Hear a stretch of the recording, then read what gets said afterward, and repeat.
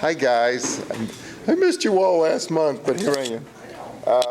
Joel, you want to, this is the time to do it? Sure. You want to get up and tell us a little bit about yourself, if you don't mind? We both at one time worked sort of indirectly for the city of Philadelphia, which is a story in itself. But And Joel, if you could do it over here so we get it on the video. How long a story you're looking for? any story. Right there? Okay. Hi, morning. My name is Joel Greenwald. Dick invited me to come join everyone, and I'm glad I did. You live in? We've lived in 3 houses in Cherry Hill, and we've since moved now to Voorhees. Back to a single-family house. My wife was very accommodating in that way after she insisted we downsize to a townhouse. So we're back in Sturbridge Lakes. And Joel, what kind of work did you do? I was a social worker. Started off in a Jewish community center, a couple of Jewish homes for the aged, and then spent 27 years working with the mentally ill in Philadelphia. And am now retired. What's your hobby? What are my hobbies? You know, I'm really trying to figure this one out. We babysit once a week. I used to write and develop games and do some wood crafts and art. Yeah, that's pretty much it. And I'll ask you to wait here one second. We have any other guests? Okay. Joel, I'm going to ask you just to lead us in Hamotzi so we could eat. Okay? We'll join in as soon as you start. Baruch atah Adonai Eloheinu melech haolam hamotzi lechem min haaretz. Great, welcome. Thank you, Dad. Okay, gentlemen, thank you, and I hope you enjoyed your breakfast. We'd like to start with the finance report. Ed is about here somewhere. Well, as you all know, we're starting to collect dues for the year. Our new year starts actually on September the 1st. So some of you paid today. We'll be collecting at the next meeting. After that, if you haven't paid, we'll send you a bill. So if you would pay at the meetings, that'll make it a lot easier. It'll save us a little bit of postage and so forth. And it's, as you know, it's 42 and 7 for breakfast. There's no more free breakfast when you pay your dues, just in case somebody had that question. We had, at last count, we had 102 members, so I'd love to see everybody join up again and bring some friends. Let's see if we can get it up to 110.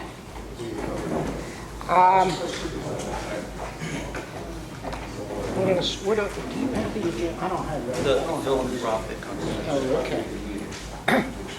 We have a philanthropic fund. I don't know if you're familiar with it or not. It's actually invested. It's a little bit over $2,600. It's with the investment brokerage firm or investment firm that the JCC uses. And we haven't donated from it in my recent memory anyway, at least in the last few years. And we, at the last board meeting, we decided that we were going to donate something from it as a starter anyway. And what we've decided is we helped build the sukkah. I know a number of you here I've seen before. I've been there, and we have guys who fall off ladders and things like that. But we'll be building the sukkah. I think it's Thursday. I don't remember. Thursday? Dave will cover. Oh, all right. Dave's going to cover that. But anyway, what we thought would be nice, there's a bunch of events that are in the sukkah. We thought it would be nice to sponsor one of the events. And what we're going to do, there's a senior luncheon. And I think this year, I think they're thinking about maybe some music and maybe enhanced food and so forth. So we're going to sponsor that senior luncheon. So that'll be nice, and we'll get some credit for it, I'm sure.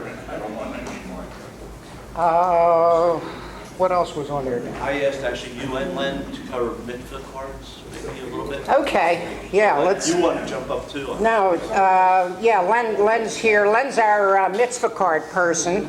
And I don't know how many of you are familiar with it. I use it occasionally. I know Don uses it. A few other people here do.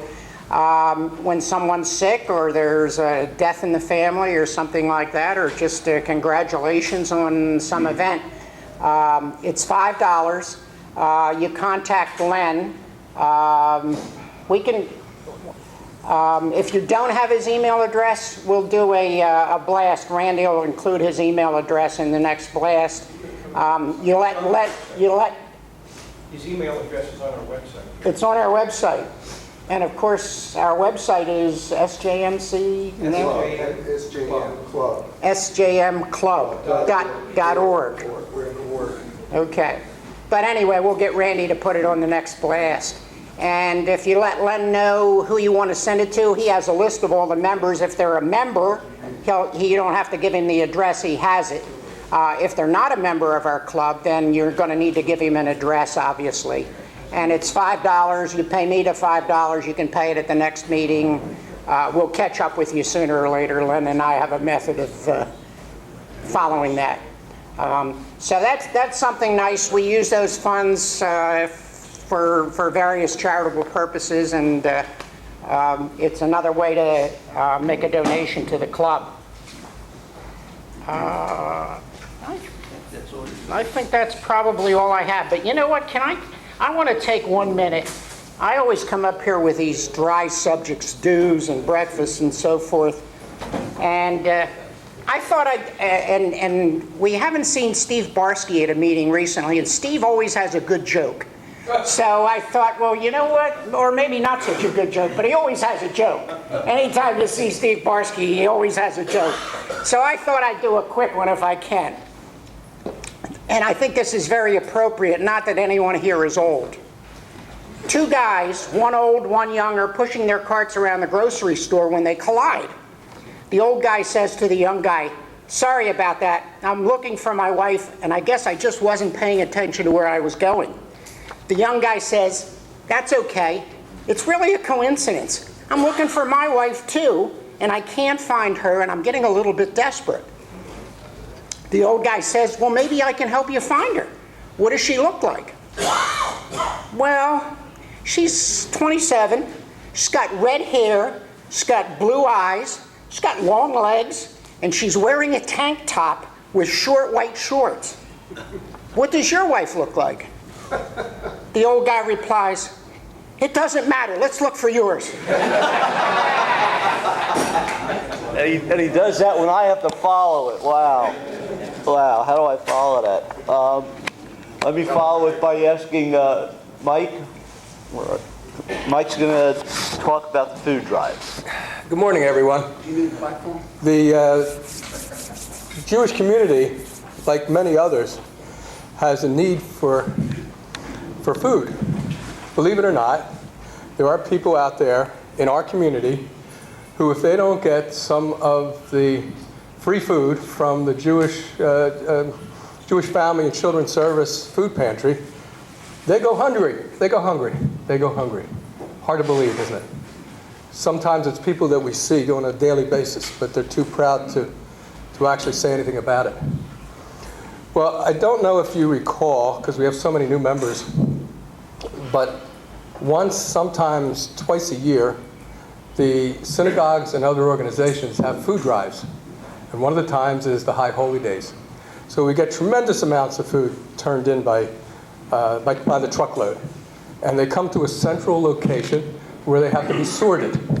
And they have to be sorted, first kosher and non-kosher. And the non-kosher food goes to a completely different food bank. And the kosher food gets divided up like vegetables and pastas and so on and so forth. And that is very labor intensive. And we have, for years, been the #1 organization that helped with that. And there is going to be the food drive this High Holidays. And Don, what's the date for the collections? 24th for Thursday at the annex. That's where the food will be unloaded and brought into the annex.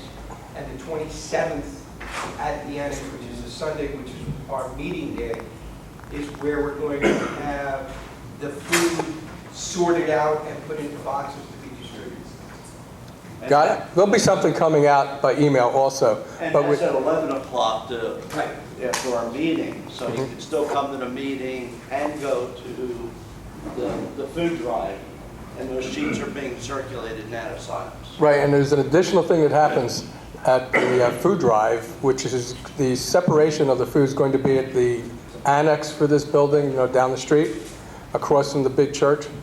And after it gets sorted, it goes to the food bank on Route 70. It's in the same little complex that Senator Beach's office is, across from the cemetery. And this food then has to be put on shelves. So if we're unable to participate in the actual sorting, we can help with the stocking the shelves. So that's one of the reasons, if you'll notice, we always have in the back of the room food that people bring in. And that food goes to the food bank. Any questions? Right. One other thing then before that, don't forget, if we're going representing the South Jersey Men's Club, anything we do with that, we wear our shirts to as identification. Thank you. Dick, Vice President of Membership. Marty, how many members do we have now signed up? 3. No, not for the new year. Who was that? Bob Green? Must have been Greenberg. I think we're probably pretty close to 100. 100 members. Payment from the last time, but Yeah. What a great, it's pretty close to all I can. and it's really great to see so many of you guys here. What do we have, about 40 here today, I would say? Pretty close to 40. Considering it's what, August? Most of us should be away. I don't know why we're here. But we're here because this is We have to pay our dues. we have to pay our dues. It's a great organization. I don't have to give you guys a pep talk. Most of you come here, obviously, for more than just the breakfast. At least I hope so. Joel, as he came up earlier, introduced himself. So I asked him, "Why'd you join?" And I hope you don't mind my telling people this. He says, "Well, I'm bored," and I. Well, Ned, you can laugh, but that's true for a lot of us guys. The women are never bored. I don't know. They always find grandkids or mahjong or with clothes. I mean, my wife especially.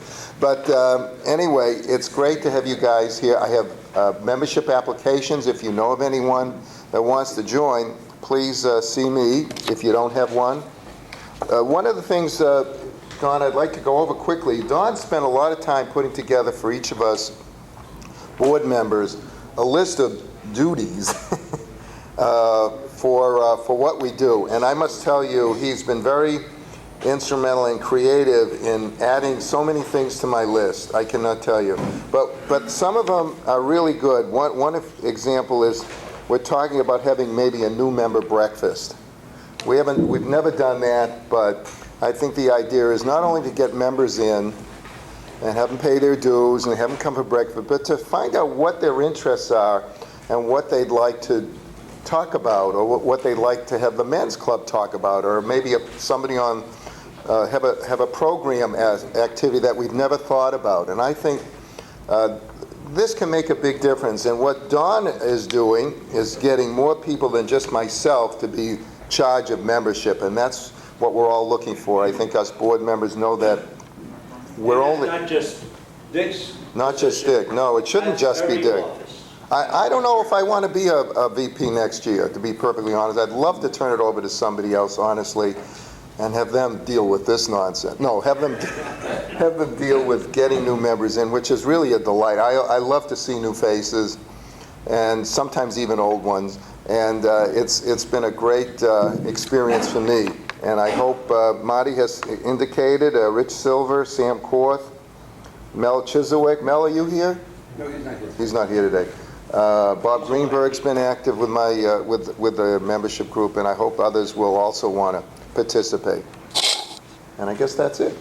And that's a segue into, because I was going to talk about it a little bit as well, because I made the appeal and started talking about this a couple meetings back, and I asked, I was hoping if we get one or two people to say that they're interested in some part of one of the activities, it would be a success. And I'm going to circulate it. We had about 25 people sign up to help various officers doing one little tidbit of their job, but it makes us for a much stronger organization when we could spread the things out, especially when we have people that are interested in doing it.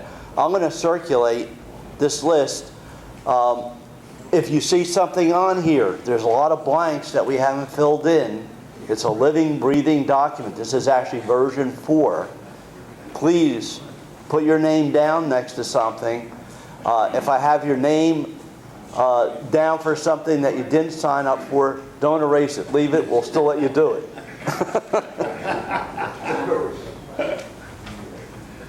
But it really takes the burden off. There's a lot of things, as you see, that we do. Mike, you had a hand up, I think?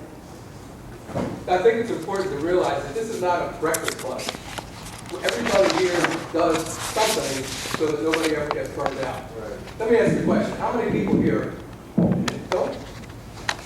Not answer, okay? If you've ever been a member of a board of directors for a business or another club or an officer, raise your hand, please. Okay. If you've ever been on one of these boards and nobody ever got burned out other than for the South Jersey Men's Club, please raise your hand. This is the only group I've ever participated in where nobody ever got burned out because everybody chips in. And if you have not had the opportunity to demonstrate how you're going to help, be creative. Think of something to do. Thank you. And one other point on that. I'm presently the president, I guess in my 3rd year, but it's not a me being the South Jersey Men's Club. We really function as a unit. We really do. And all of the board, the past presidents, and many of you do something that makes it workable.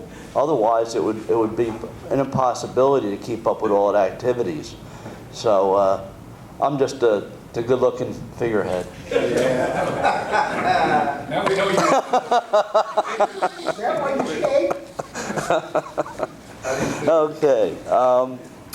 Just a point of, I did get an email, and I'm mentioning this for the board. There's a Man of the Year dinner now for December 20th, Temple Sinai in Dresser. I don't know if the board was aware of that. David Schwartz, can I ask you to come up to talk about the joint meeting? Or you? Mike Perloff and I are working together to get a speaker for the November meeting.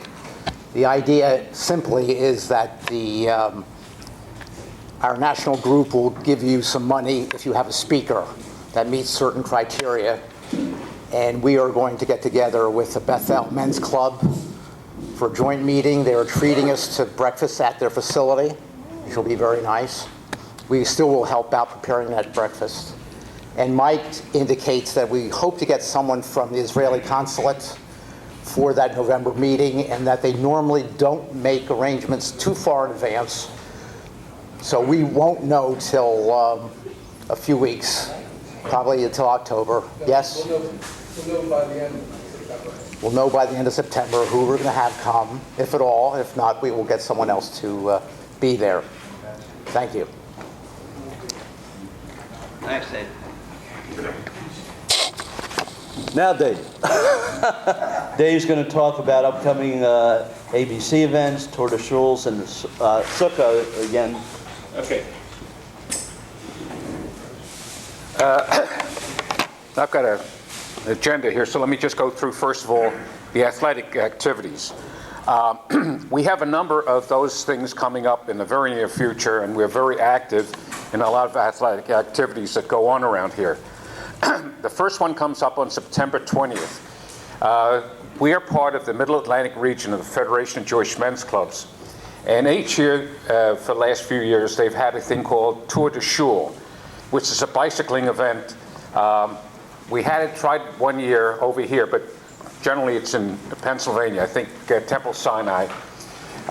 There's a course there, I don't know how long it is, that goes between Temple Sinai and a number of different shuls, and I guess it comes back to Temple Sinai.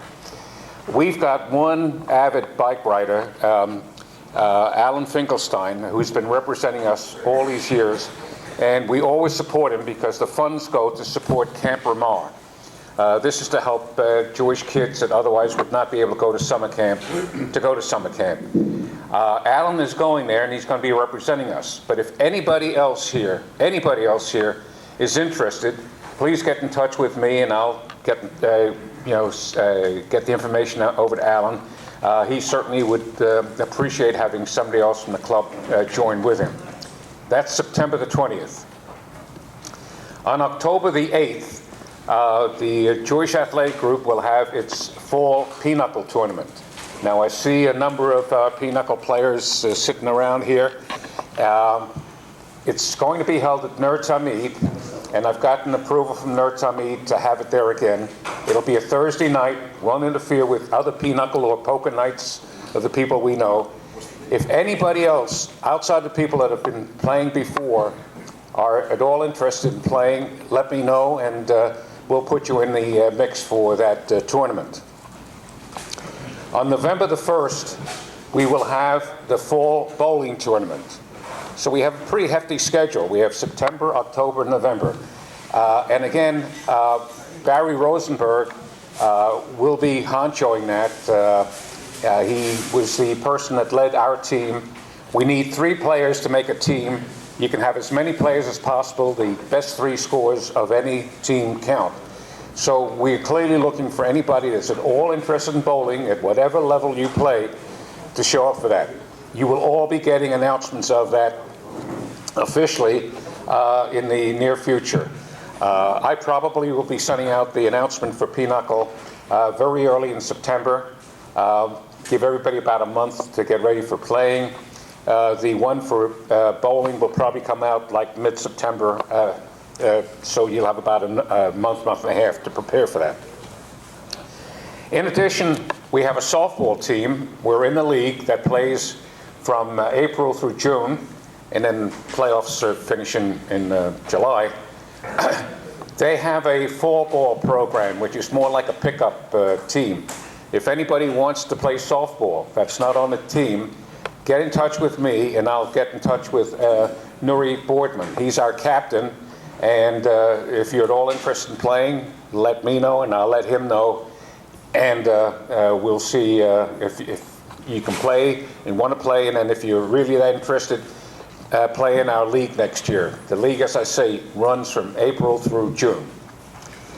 And we have a final thing, which Don may or may not want to talk about, fantasy football. We have a fantasy football league, and Don's in charge of that. I don't know if there's any place available for more teams. I know they had the draft just a short while ago. I might as well mention that. Yeah, you want? Our draft is Tuesday. This is our third year. Right? Third year. I'm thrilled we started with 8 people for the draft. Tuesday, I expect there'll probably be 19. We have some teams have co-owners, which is fine. They're all able to participate, and we have a blast with it, and we'll see who ends up with the bragging rights. If you're interested in some way, let me know. We can either get you on a waiting list, or I can at least get you on a list where you could observe the whole season, so if something opens up, you're already familiar with how the league works. Okay? Thank you. Okay. All right, so that takes care of our athletic activities, and you see there's plenty of things going on right now. We probably, we're considering, I could not make the last board meeting, of trying to get all of the presidents of the men's clubs in the area together. There was a concern last year by one men's club about conflict of programming and all that, and we asked him, well, you know, maybe you ought to get people together.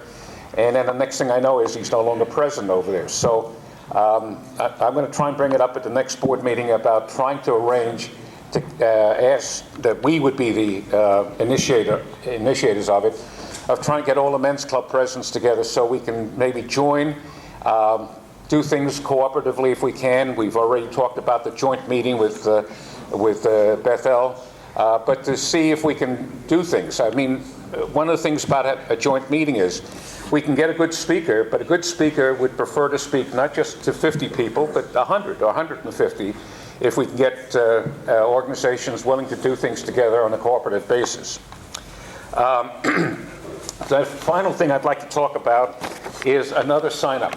Mike talked about the sign-up for the food programming. We have, in the last few years, become the sukkah builders of the JCC. We have done this every year. It's been a great cooperative activity. And except for Bob Greenberg, who may still be feeling lumps in his body from falling off a ladder,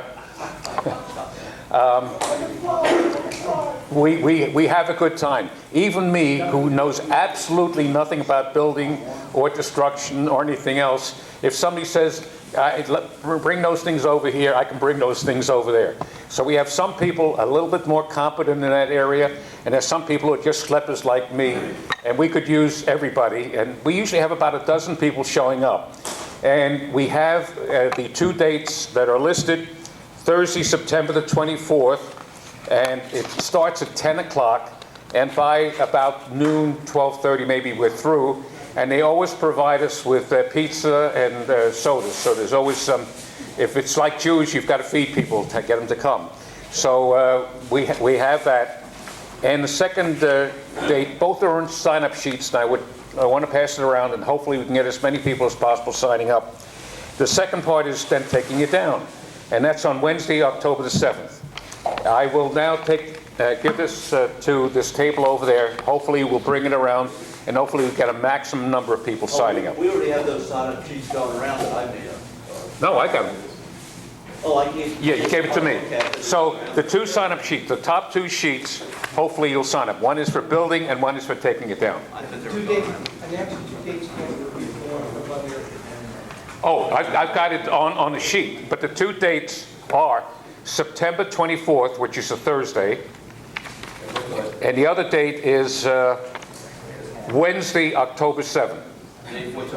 Pardon? At 10 o'clock in the morning, and we should be finished a little afternoon, 12:30 maybe, and they always have pizza for us and a drink. And generally, just so you know, we're not doing heavy lifting. Usually there's some other younger people there, and we're providing our construction expertise. Or in the case of Bob, destruction expertise. Can you really fall off a ladder? I almost caught Bob. It's a kit. The sukkah building is actually a kit. So it does not take a whole lot of brain power to put it together. Or to stay on the ladder. And since it doesn't take a whole lot of brain power, that's why they ask us to be involved. Yes. You know, I'm really shocked at this organization.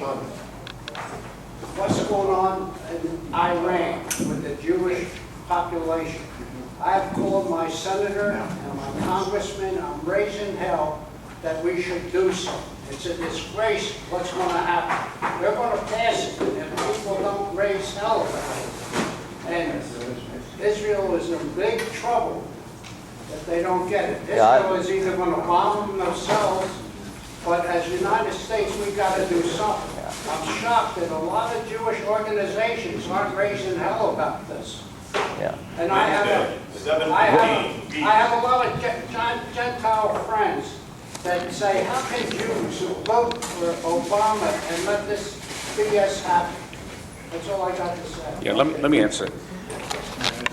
Good. I wrote Congressman Norcross personally, and he responded to me saying that he was going to vote against it. I also wrote Senator Booker, never got a response. We know Menendez is going to vote against it. So I'm saying, there's a lot of different opinions of it. If you're interested at all, the JCRC is having a debate this Wednesday night with Dershowitz being a speaker. Now, Dershowitz, you can't get a better friend of Israel than Dershowitz. I think the cost is $15? $18. I can't make it because I have another commitment, but my daughter and son-in-law already are coming down from Princeton to see that. So if you're all interested, I really suggest you try and support that event. And it's going to be right here. Who's speaking? Who's also on the agenda? There's another speaker. I don't know his name. I have the name of Peter Beinart. He's a well-known liberal. He writes in the New York Times, he writes in the Atlantic Magazine. You can bet that they are diametrically opposed to you. Okay, so. That should be interesting. Thank you, Dave. Okay, Bob, you're on for the human menorah. That is menorah, not. I got to enunciate that pretty close to. As Mike pointed out, we do things. That means that we get involved. And if that means that you get involved. You've got sign-up sheets going around. There'll be another one going around. This is a very active time of year for the Jewish community. What's being planned is on October 18th, over at the Federation Annex, they're going to put together a human menorah. It's called Menorah Mania, and it is an attempt to set, believe it or not, the world's record for the largest human menorah. I encourage you all who are available to participate. I know we have a group of people who are going to be in Israel then, and we have some other people who have other commitments. Dave Schwartz will take over the organizing of it. Someone will have to be appointed a team leader, and then they will ask us, as they normally do, to do other things, such as there'll probably be a need for parking regulation. There'll probably be a need for food prep and various setups. The Menorah Mania is a fundraiser. It's for the Saltzman House. Okay? We just don't do things because something to do. We do things because there's a purpose for what we do. We serve the Jewish community and the full community as a whole. That's what we do. So there'll be a flyer which Randy will be emailing out to you shortly so that you'll be able to see everything. Like I said, Dave will be organizing it as part of his portfolio. They'll be appointing somebody as a team leader. If there's anybody who wants to volunteer as a team leader, so indicate on the sign-up sheet. Other than that, I thank you very much. Thanks, Bob. By the way, I'd like to thank our setup crew. I want you to stand up, everybody involved with setup this morning.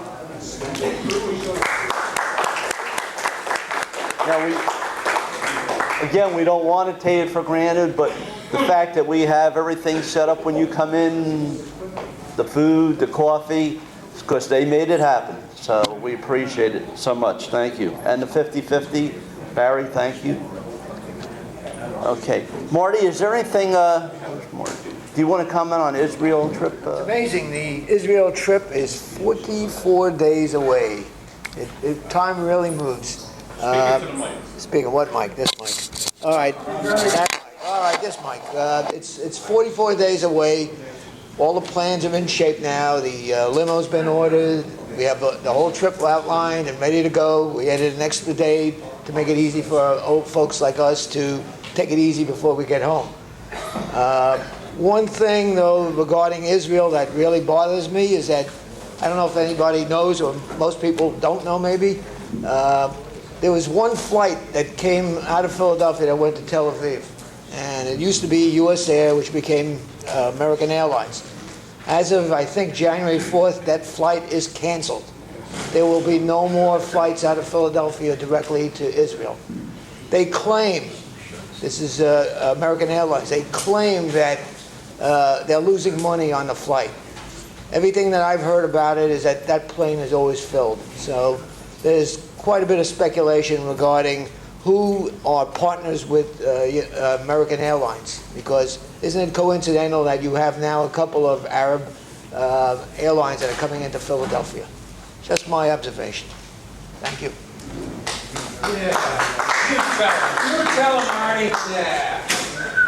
Marty will be looking forward to a report on your trip when you come back. Okay, we're almost finished with the agenda. Mike is going to speak about religious services training. That, well, you. Yeah, and that too, right. And the Passover. We have an opening for a religious vice president, and we have a few potential people who would step up to do that. And you don't have to be like a rabbi, but we do have rabbis that are members. But one of the things that we do is if a guy is a rabbi, when he's here, or a cantor, he's not Cantor Joe or Rabbi Ralph, he's just Joe and Ralph. They don't have to sing for their supper, if you know what I mean. And one of our members, Rabbi Aaron, said that he would be glad to help people learn how to run a Shiva Minyan or do a quick little service, and to provide the little short service that they do at Lionsgate. So that's one thing. If you have any interest in participating in this or learning how, please contact, for now, I guess, Don.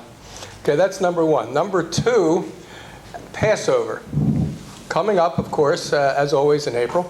And there's people who used to have lots of folks come to their house who, for whatever reason now, have nowhere to go. Maybe people in this very room.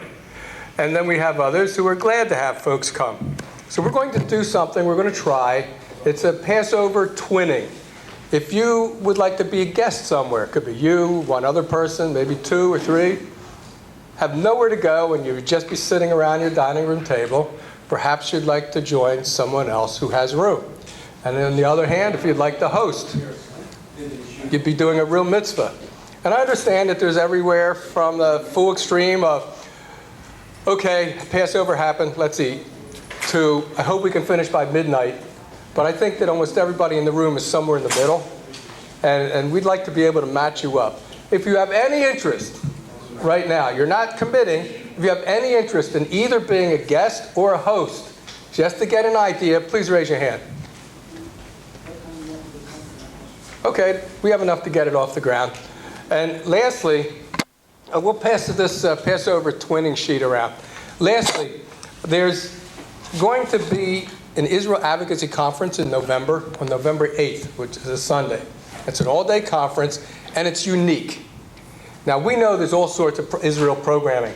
Some are confirmation bias. You hear something that sounds like it's going to make you feel good about your opinion, you're going to go. Sometimes it's to help build a connection with Israel. Sometimes it's something so you can, social type things. You're going to go on a march, a solidarity march. You might want to see IDF singers come. Okay, but this is unique.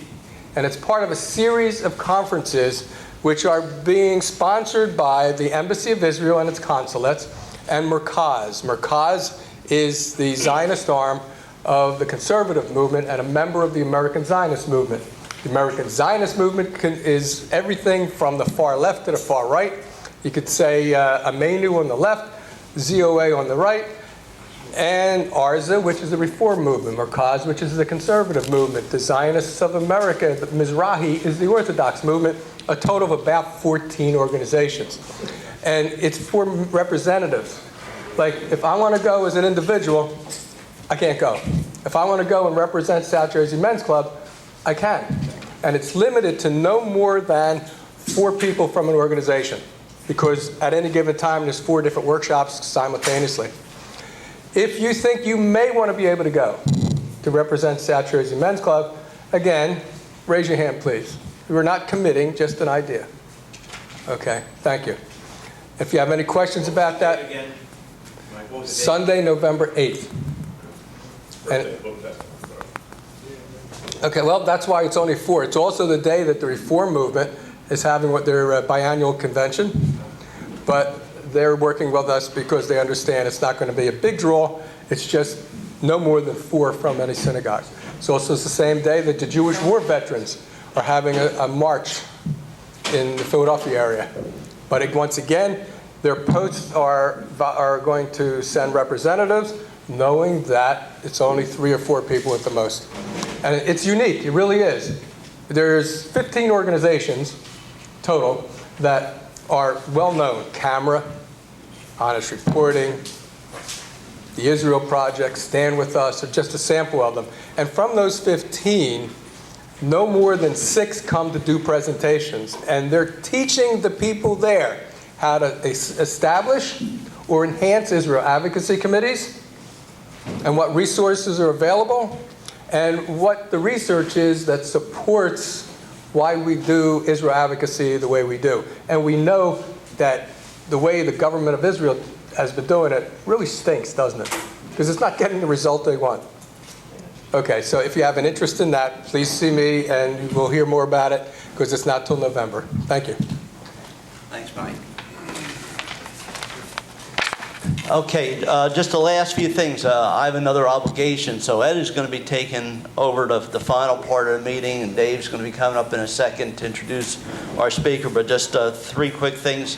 We'll reschedule our presentation of the donation to the Goodwin Holocaust. Okay, Ed, so you'll take that check back. Dennis, good to see you back. Dennis had a little tune-up, and I'm glad to see you're here and able to join us.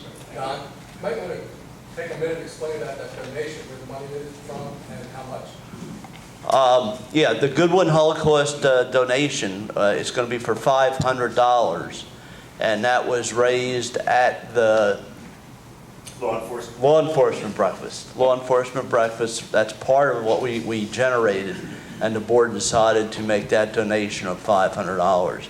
We were planning to do it today, but one of our members couldn't be here, so we'll formally or ceremoniously present that at a future meeting. And there's sign-up sheets that are going around. I want to ask, Marty, can I maybe ask you to collect any of the sign-up sheets, since I'll see you Tuesday, just to hand them over to me? So all those sign-up sheets that are going around, if you'll give them to Marty at the end of the meeting, and then he can get them to me. Okay? Yeah. Books, eyeglasses. Yes, books, eyeglasses, Toiletries. phones, toiletries are at the back table. Please continue to bring those in. They do get to very deserving people or to appropriate needs. Mike, did you want to say? Okay. Anything else before I bring David up? John, the books are for our use first. and then Our use first, yes. Our use first. Everybody wants a book, they're back there. So the books are free. It's a free exchange. Thank you, because I forget sometimes that we do have new people and aren't aware of that. Okay, any other comments before I turn it over to David to introduce our speaker? Okay, great. And Happy New Year, because we won't see you before. So have a healthy and Happy New Year. That's most important.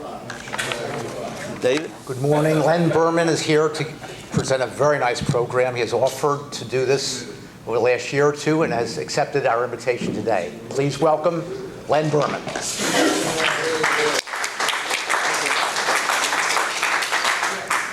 Gentlemen, we're going to be talking about aging, or age. I know I'm replacing a Holocaust speaker, so I hope I won't disappoint you. Since we're talking about age, I thought I'd start off with a joke about aging. Seems that Harry and Bessie are in this assisted living facility, and for week after week, they've been passing each other in the walkers. And he doesn't hear too well, she doesn't see too well. And one day she stops him and she says, "How'd you like to make love with me?" And he said, "Sure, your room or my room?" So she says, "My room."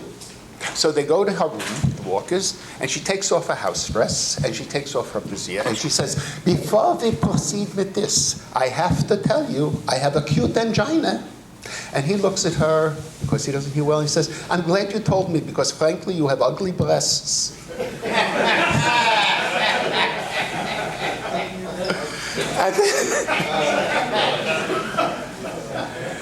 And this is what age does.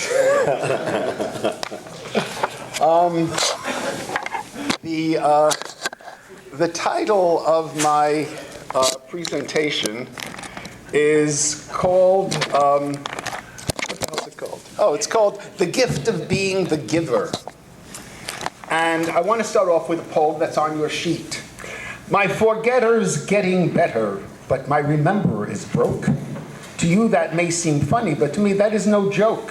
For when I'm here, I'm wondering if I really should be there, and when I try to think it through, I haven't got a prayer. Oft times I walk into a room, say, what am I here for? I rack my brain, but all in vain, no zero is my score. At times I put something away where it's safe, but gee, the person it is safest from is generally me. When shopping, I may see someone, say hi and have a chat, and when the person walks away, I ask myself, who the hell was that? Yes, my forgetter's getting better, while my rememberer is broke, and it's driving me plumb crazy, and that isn't any joke. Well, if any of you identified with any of the stanzas in this poem, you know that memory starts to fade after a while. And my concern is about memory and about us and what we are the repository for. And some of you may have sitting at home a box of pictures that you picked up from your parents or an old aunt or uncle. And are you aware that you may be able to identify who these people are? But when you are not there, everything in your memory is gone. And the people picking up that after you are going to say, who are these people? Why are they in this box? And who needs this stuff? To that end, I want to show you something. Here are two people. My grandchildren, unless I had this album with their names on the back and who they were and how they were related to me, have no idea that these two people are their great-great-grandparents. And the importance about these two people is that they were the ones who had the vision, who had gotten to the bottom and said, we have to get the hell out of this place, and came to this country, which enables me to stand in front of you. These people's picture sits on my desk at home, and I'm very, very grateful for them. This adorable little child, no one else would remember unless his name was on the back. And this is me. As you can see, we've changed. But it's important for your grandchildren to know that there's probably a picture of you like this somewhere. And nobody in two generations is going to know who this person is. So this entire album is composed of pictures of aunts and uncles. It starts in 1889 with the first picture of the family, and it runs to 1948 when my great-grandfather dies. As part of this whole shtick about memory, I have here, and you need something to do because you're bored, start writing your family history so people know who you are. You are more than just a name on a family tree. How many have done family trees already? 1, 2, 3, 4, 5, 6. The rest of you have not. You may be on a family tree, but you are a name and a date on a family tree. We are all much more than that. So in this thing, I have running down the side what is going on in the world, the date, and what is going on in the family. Because if you have a great aunt or an aunt that's still living, and this is what happened with me. I discovered my great aunt Fanny in a nursing home in Williamsburg, and she unlocked my great grandparents and their family. And I took notes and I recorded her. And then I started sending out requests of people to record, and I visited people and I recorded them. So I have my great aunts, my one great aunt who was left. Then I have all her nephews and nieces and their children, and it's just a wonderful thing to have this as part of memory. Now, anybody here ever read the book The Giver by Lois Lowry? The Giver. Then we had a movie a few years, maybe about 2 years ago. This is a fascinating story. It's one of these dystopic societies like Brave New World, where everything up front looks wonderful, but underneath, it's really a totalitarian kind of existence. Well, the book The Giver is the story of a town that has given up its memory because memory and history are just too painful. So everything, the whole history and memory and emotions of this town are invested in one particular man. And he is called the Giver. And he is about to die, and you have to pass this information on to another person. The young man he finds, who's about 13 or 14, starts to question why this town has given this up. But the point I'm trying to make is that each of us sitting here are givers. We are the repository of memory of our families. And when we die, no one will know what is in our memories. And that's what I want to deal with today. So you have in front of you something, a poem. And on the following page, and I don't know if any of you would even consider doing this, but I put up a website. I personally believe that at our core, everyone just wants to be known to somebody else. Just being known. And I want to be known too. I don't want to be just a name on a family tree. And I admit I have an enormous ego. And I don't think ego is a terrible thing to have, because ego is what moves the world ahead, I think. Well, anyway, I've created this website, and it's written on top of the second page, and it's under biography. And the biography, under the biography, it's called Grandpa Zeta's Wisdom. Now, I'm Grandpa Zeta. I'm Grandpa, I'm Zeta, and I'm Grandpa Zeta to some of my grandchildren, because they also have a grandpa and they wanted to call Zeta and things like that. Anyhow, all of my grandchildren, none of my grandchildren live close by. They're out in Los Gatos, California, Boulder, Colorado, Sarasota, Florida, and 4 in Charlotte, North Carolina. I have never forgiven their parents for doing this to me, but this is the way life goes. And I would have loved to have had them each come over on the way home from school for Milton cookies and all that kind of stuff and help them, and that's never happened either. So what I did was I created Grandpa Zeta's Wisdom, which basically is an open letter, or if you will, something like an ethical will. And what it is just my random thinking of what I think is important for them to know that I would have told them if they asked me. But nobody is asking me. So unsolicited advice is given. And here again, this is from part of the letter that precedes the wisdom. Again, there are some things I would have wanted to teach you. No, before I start, let me go back a paragraph in the letter. Any of you see Toy Story 3? Okay, Toy Story 3. You may have taken your grandkids to see it. I went because I happen to like that kind of movie.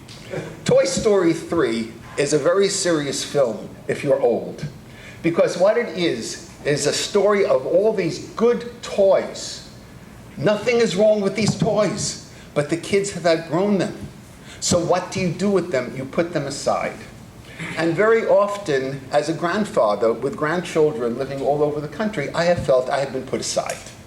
And I don't like that feeling. And I see some of you nodding heads. They do not like that feeling either. So because I think I still have value, even though I'm not being asked, I wrote this thing. So again, these are some of the things I would have wanted to teach you or say to you over the years. you've been growing up and in the years that are to follow, that I will never have the opportunity to say, so I shall write them down. As you mature, you will hopefully find these comments useful. Knowledge and wisdom should be cumulative and passed on. In this way, you won't have to waste time in relearning these things on your own that you might have learned from me. Of course, I have lived long enough to know that children don't often listen to parents, grandparents. I have no illusions that you will listen to what I have to say. Hopefully, something may stick. Some of these ideas you may not need for years, but I might not be here to offer them when you need them. This will be an ongoing effort for as long as I am ongoing, so here goes. And what I have, what's in the letter basically are about 24 statements, and statements on religion, on Judaism, and what's good about being Jewish, and things like that. So I'll just read you one before we get on. On becoming a good person. Just because someone is smart or rich, it doesn't mean that he or she is nice or good for that matter. Being good means that you treat people fairly, respectfully, honestly, and justly. How one person treats another person has nothing to do with money or high academic degrees. You are all expected to go to college, but having a diploma will not make you a decent person. And if you become financially successful, and I hope you will, your money will not make you nice either. Some terrible things throughout history have been done by smart people with diplomas and money. In our family, decency comes from acting on a series of values that have come down to us via the Torah. Somewhere along the line, the decent values and ensuing behaviors requested of us in the Torah became separated from the law, and now we know only the behaviors. One of the major goals of our people is to make the world a better place, but making the world a better place has nothing to do with you being happy. It has to do with you being good and acting righteously. Sometimes some of the greatest people who ever made life better for others were poor and without degrees, and some were rich with degrees. Credentials and wealth have nothing to do with goodness. These are things that come to me about how I want my grandchildren to be. You can read on behavior, and on the next page on being interesting, I at least have my male grandchildren having good, strong handshakes and eye contact. And that, I think, is an important thing for them to know.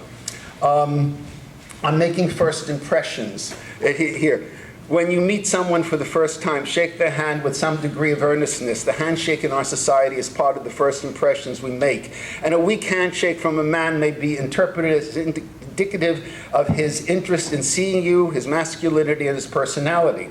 Never let your handshake be like a warm, wet dish towel, and don't let it be strong that you hurt someone. Exert a sincere pressure. And greet all people with a smile, even if you don't like them. Also dress appropriately. I go down this whole thing on how you should dress, and God forbid if you have a piercing, which I hope you never get, you do not exhibit it when you go for a from this old man's perspective, don't be surprised if someone else gets the job. People don't have to accept you just the way you are unless you have something or some talent they really want. They just might insist on their standards, not yours. Deal with it. So these are these bits of information that I have given them. And if you'd like to take a look at them, they're all on the website. You just go on the website, you go to biography, you click down to Grandpa Zeta's wisdom. There's a lot of other stuff on the website that you might find interesting, but I especially want you to deal with that. Anyway, normally when I have a lot of time to do this presentation, I'll do, it'll be one of genealogy and one of family history, and the other is how to let your descendants know who you are. Well, since we don't have the time to do anything on genealogy, I want to deal with the piece on how you let your descendants know who you are.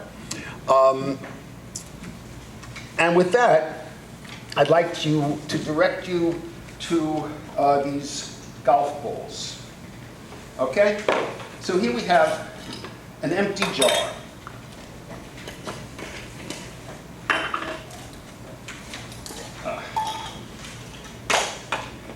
Jar is empty, and we are filling it with golf balls. Okay. All right, there's enough golf balls. What can we say about the jar? It's It's full of golf balls. Okay. Now, if these golf balls, well, let's move on then. It's full of golf balls. Well, now what? Can you see the golf balls as easily as you were able to before? No, not at all.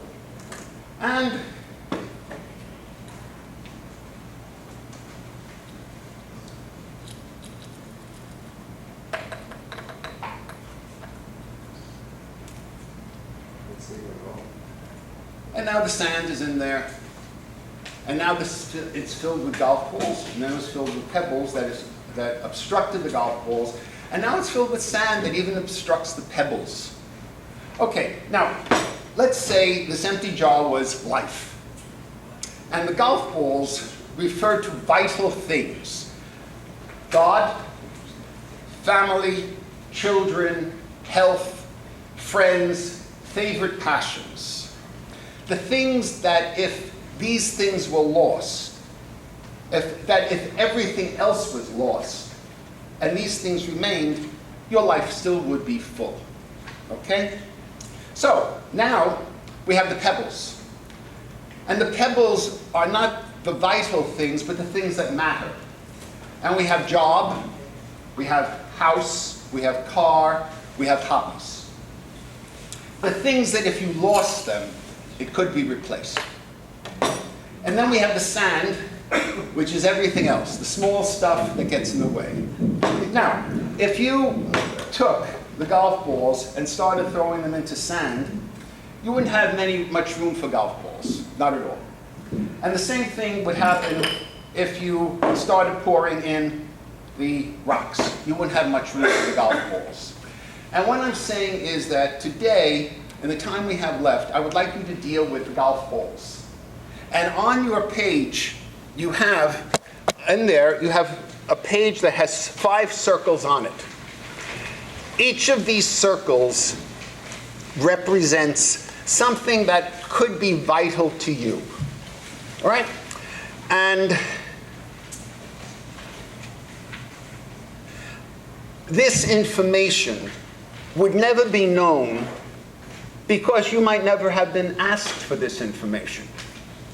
But what I'm doing now is I'm asking you for this information, and if we, again, continue this workshop, we would be writing a first letter based upon this information.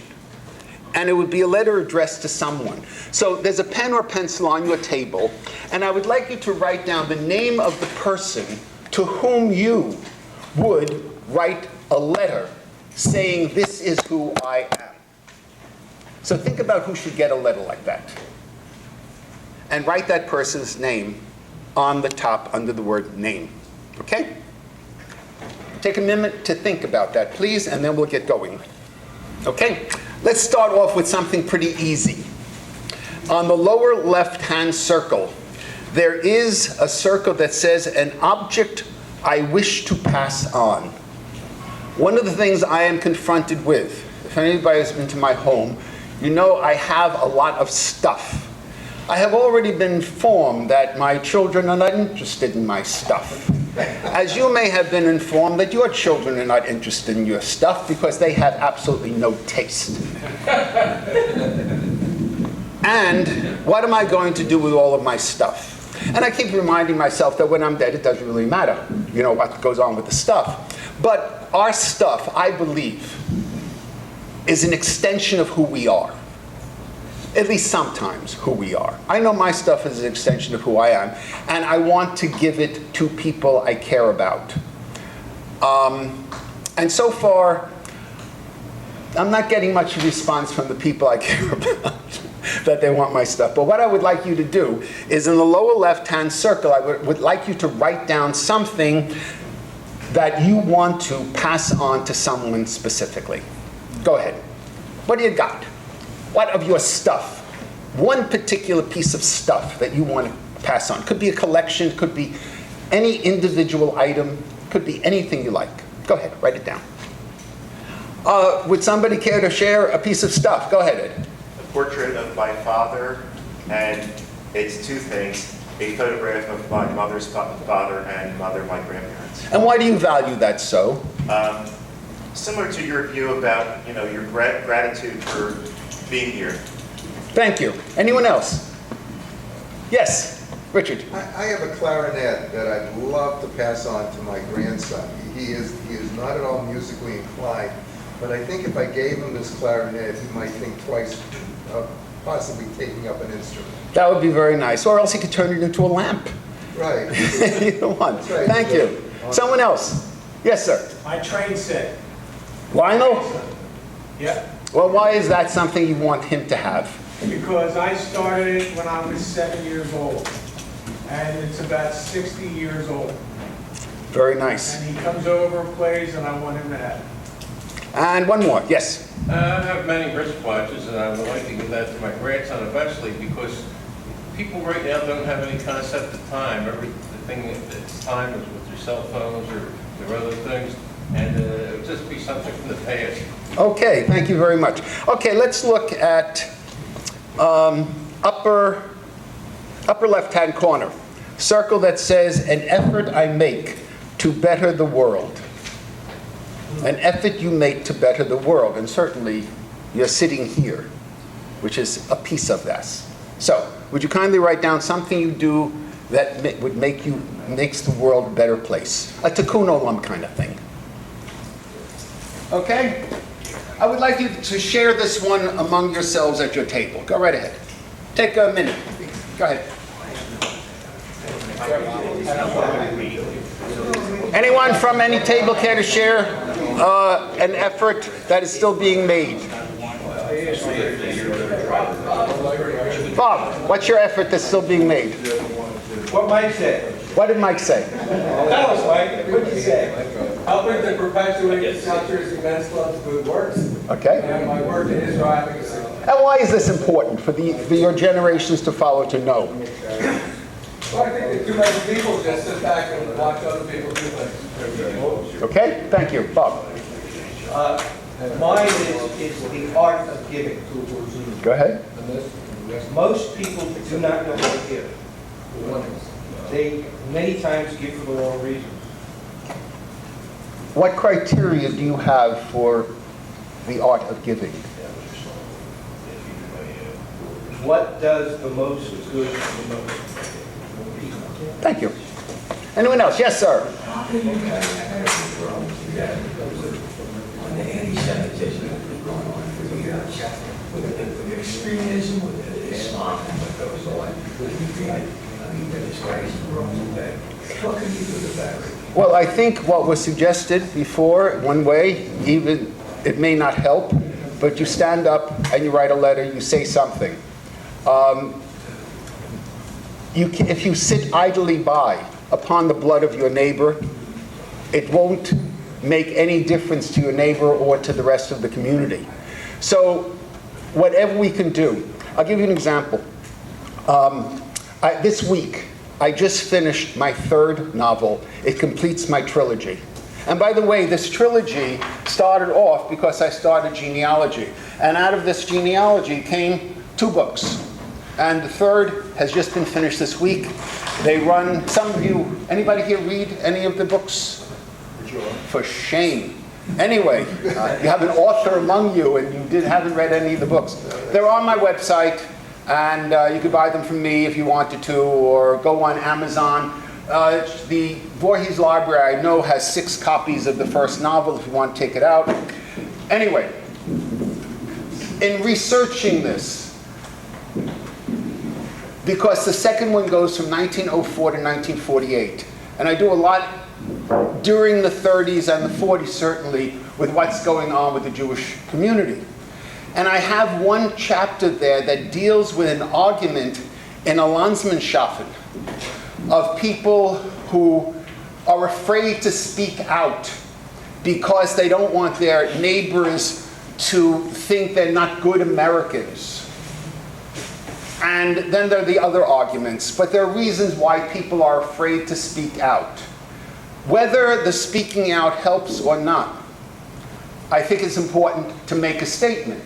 For example, if Booker does vote for the agreement, that's going to have an effect on his future, I think, because the Jewish people have a very long memory of this.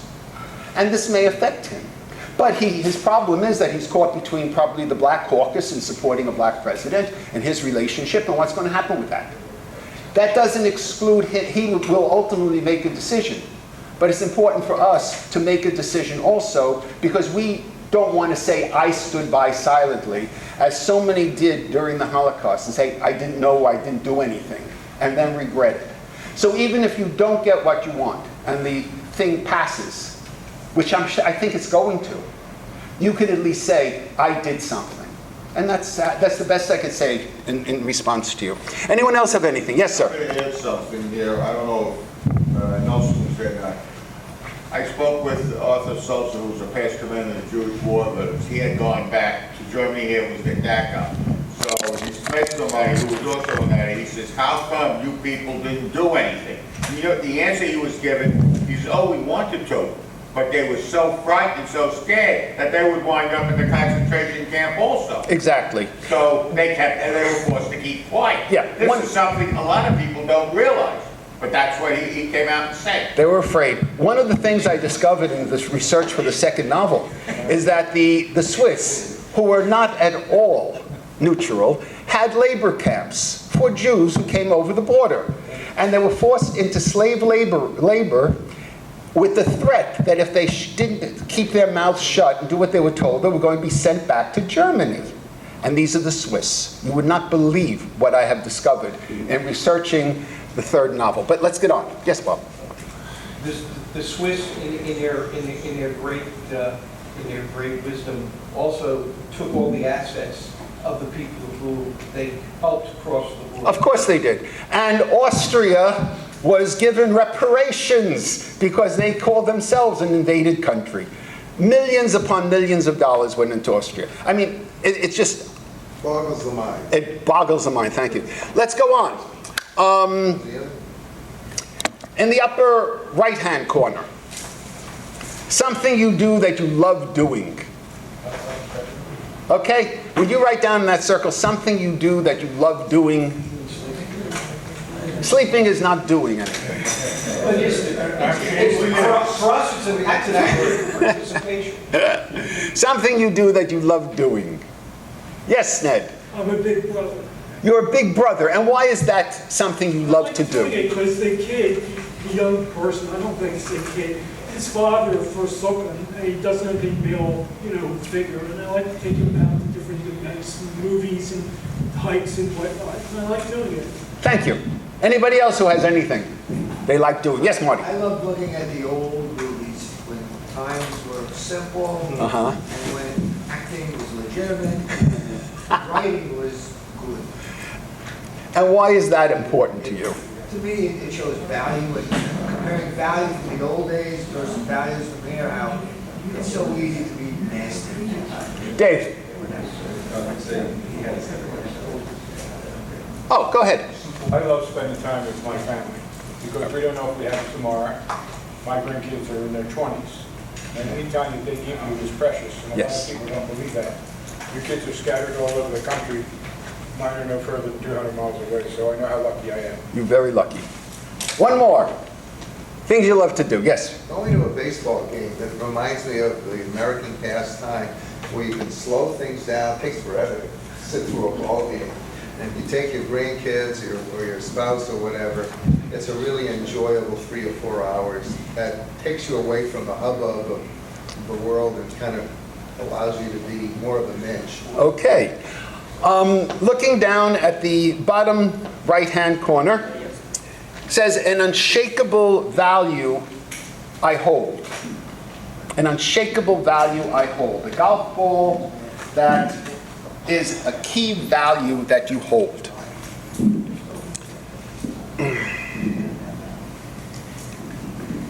I'm trying to think of a value is... A value is more than a feeling. Yeah. Whenever I return from another country, when I come home, I really value that I'm from the United States. I really, really do. And why?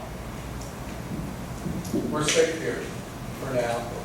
And a number of places that, there must be scores of countries around the world where might is right and law is not. It's just might is right. People in uniform can do whatever they want with very little problem, complete impunity to people who are not in uniform. And almost everybody here has, not just this room, I mean in this country, have no appreciation for how wonderful this country is. Thank you. Anyone else? Yes? Simple, integrity and character. That starts and ends everything. What you are, who you are, what you will be, is contained in your character and your integrity. If you don't have either one of those, you are not worth really much of anything, because then you're betraying yourself and you're betraying everybody around you, because you're not portraying what it is that you should be. Thank you. Yes? I'm going to say, kind of stole my thunder a little bit. I was going to say simple honesty. You can lie about your job score, you can lie about your, how well you're doing your work or not, but just a simple thing like, how are you doing? An honest, simple answer, tells me more about you. If you say, I'm not doing well today or something, okay, I have to talk about it. It's just a simple honesty. And it fills me, again, the character fills right into that. Thank you. Someone else? Bob. Most people try to do the right thing, with very few exceptions. What we may consider the right thing may not necessarily be what they consider the right thing. But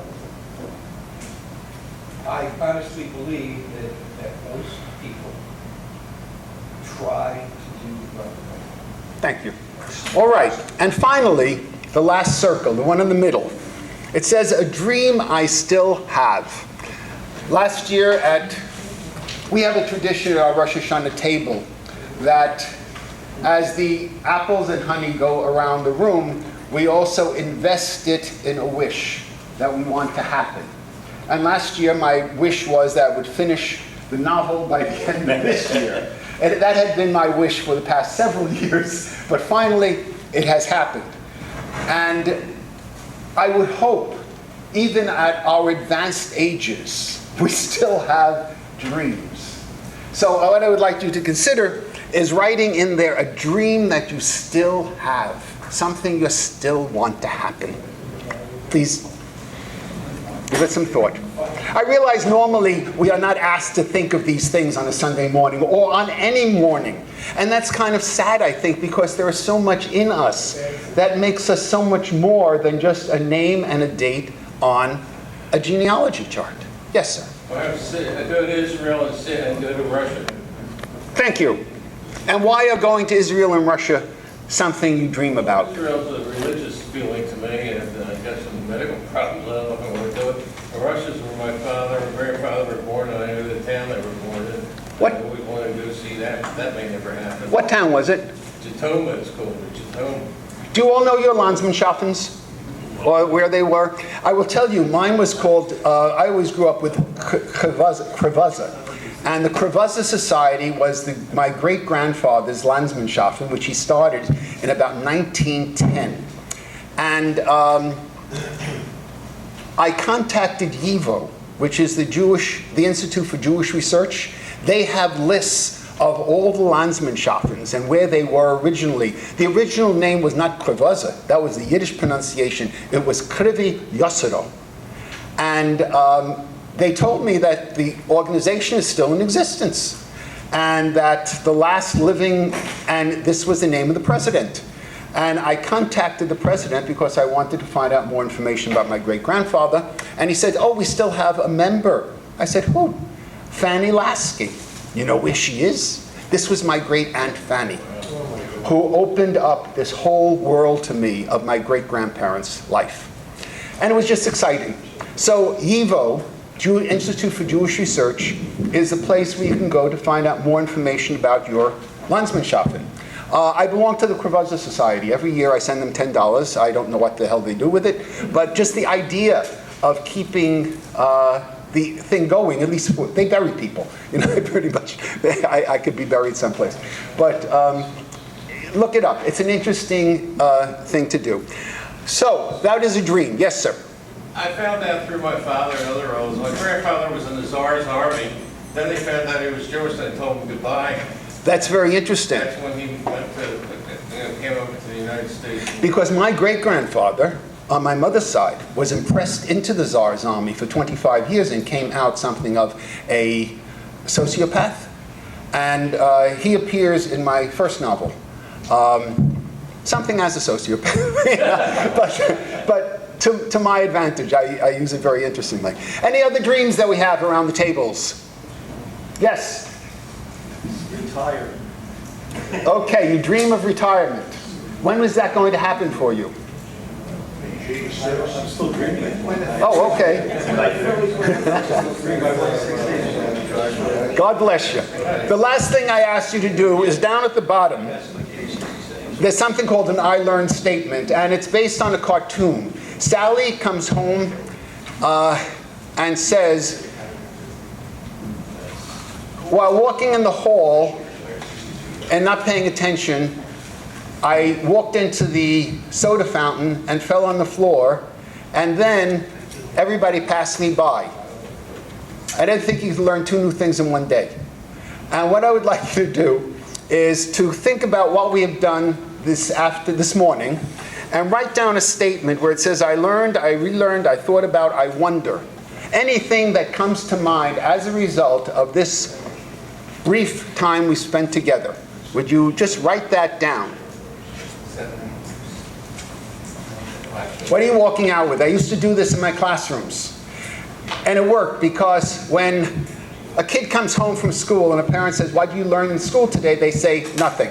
And the parent will not vote for the budget. But if the kid is armed when the kid comes home, because the teacher has at the summary part of the day at the end said, well, what did you learn today? They walk into the house with their last memory, and that helps.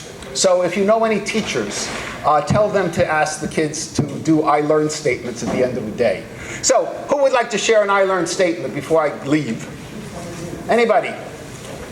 Nobody learned any? Yes, sir. I learned one thing that I want you to. I want to do 2 things. One, I want to go back to Israel. Yeah. Visit again. I had a wonderful time. I only wish that my late wife was with me when we went, but I needed her to get away, and it helped a little. Thank you. The other day, I was over at Temple Adopt Emmanuel, and they had this program about the Jewish quarter in Rome and how, you know, a lot of, and I said, ooh, this would be good. Go to Rome, and then Berlin is coming back with their, do a double visit like that, which would be very interesting. So you learned you'd like to travel. Dave, did you have something you wanted to say? I used to go to Georgia to see my kid when he was down there. Always drove. I have more fun driving than flying. Anybody else with an I learned statement? Anybody else? One more I learned statement. Bob, what are you telling him that you could tell us? Good joke. Oh, okay. Then I thank you very much for your attention. Good day. Don asked me to take over in his absence. I want to thank Len. And for those of you who weren't here or don't recall, this is the second presentation that Len did. And we have it on film. He did a presentation on his book, Consider My Servant. And I'm hopeful someday there'll be some extra copies on our book sharing. No one throws them away. You can buy them on Amazon, though. There are signed copies that people have put up on Amazon, but that's okay. Also, this reminds me, you know, we have talent in our organization. Over the years, we've had our own members do presentations. Bob Greenberg, Mike Perloff did presentations. And if anybody else thinks they can make a contribution in terms of a presentation, please see Dave Schwartz, because it would help us in getting speakers. And we have 2 other events. One is, I think we're supposed to go up front here.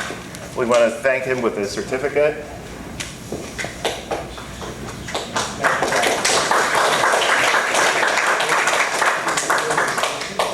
Thank you very much. And you also have 50/50. Oh! Also, the sign-in sheets, if you haven't signed them, please look for them. And Marty, you're going to get them? Ready? Leonard Berman. What? $51. All right, we are 7, 4, 4, 9, 7, 5. That's not the right number. It's somebody's right number. No, we got it. You got it. Over there, the gentleman in the aquamarine shirt. Wait, he doesn't have his helpers, he went to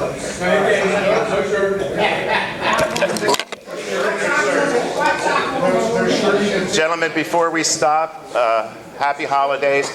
Is there somebody here who can be a volunteer to take the books that are not taken and bring them downstairs? Can I get a volunteer? Anybody? Take the books downstairs. Thank you.